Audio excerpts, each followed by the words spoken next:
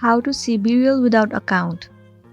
So the very first thing you should know that it's actually impossible to see the BeReal without having your own account. So all you want to do is open your BeReal application, and then you need to create your account and then log into your account. Even if you are logged into your account, you cannot directly see the BeReal of others. In order to see the BeReal, first of all you need to take your BeReal. Tap on this capture icon at the bottom, and then you need to take one BeReal.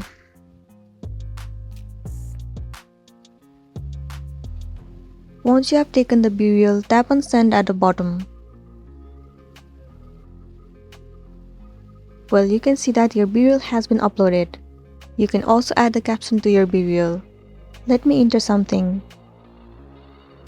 Well, once you are done, now you can go ahead to friends of friends.